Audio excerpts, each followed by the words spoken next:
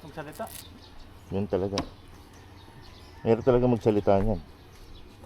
Lalo na yan, makapal yung gitna niyan eh. Yung balaklava mo. Yung sa'yo, wala, yung in-order mo, walang ano yun eh, walang ano sa gitna. Meron foam. May foam? Oo. Pero hindi kasing kapal niyan. Hindi ko alam. Hindi ko nga suot to. Alin, balaklava? Hindi, yung ano. Hindi ako makahinga eh.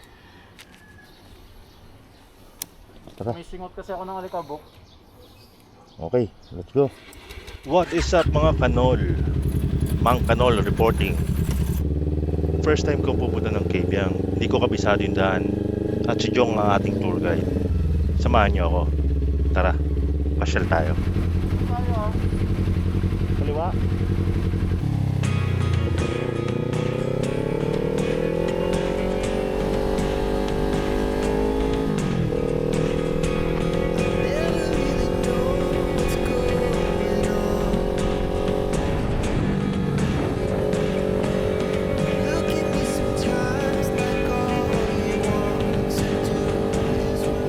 Nagpagas na rin kami para dire-diretso na yung biyahe na. Huwag mo lang paabuti sa bakal ah.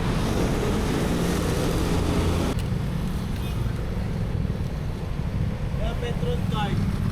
Wala, hindi ko nadala. Wala dito sa bag.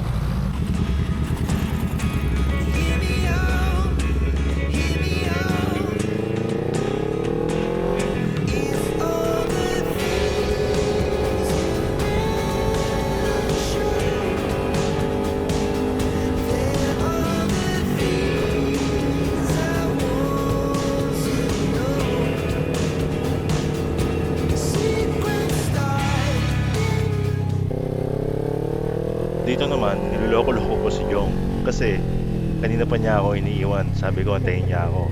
Pero sige pa rin siya na sige.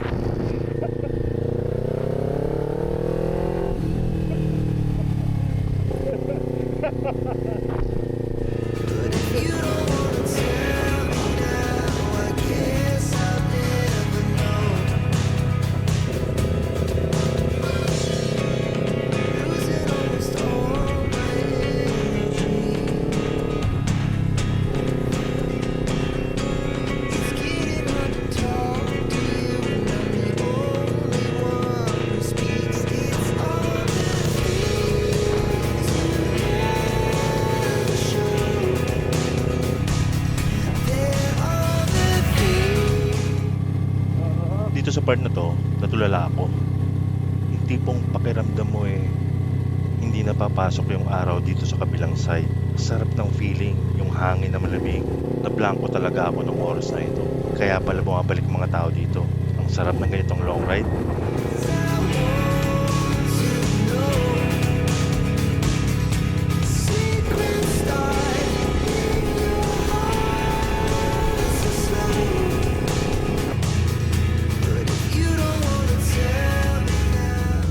Ito na nga, nakarating na kami sa Kabyang. Buti konti lang ang tao. Baba muna tayo dyan, baba ka muna. Pero, syempre, selfie muna.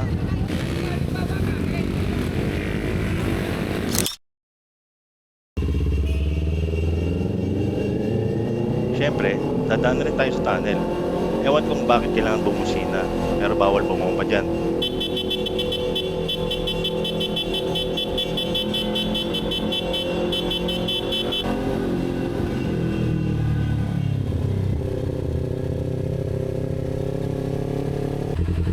Ano? Mauna na ako ha. At eto, babalik na kami.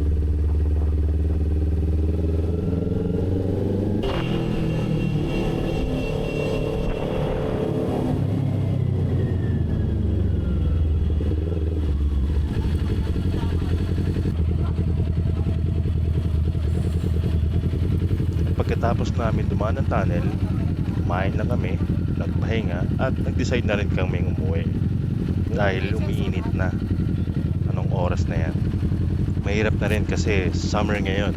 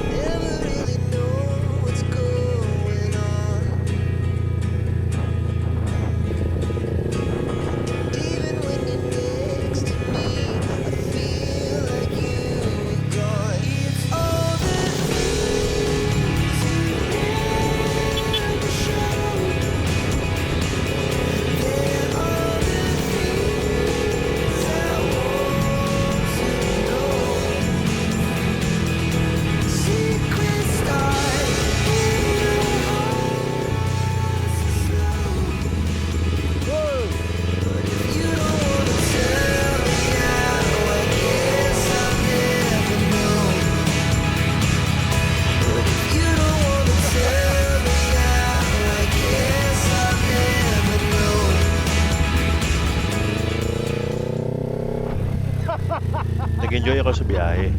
Sana nag-enjoy rin kayo. Malapit na ako mag-vlog. Subaybayan nyo lang mga kanol. Mang Kanol, signing out.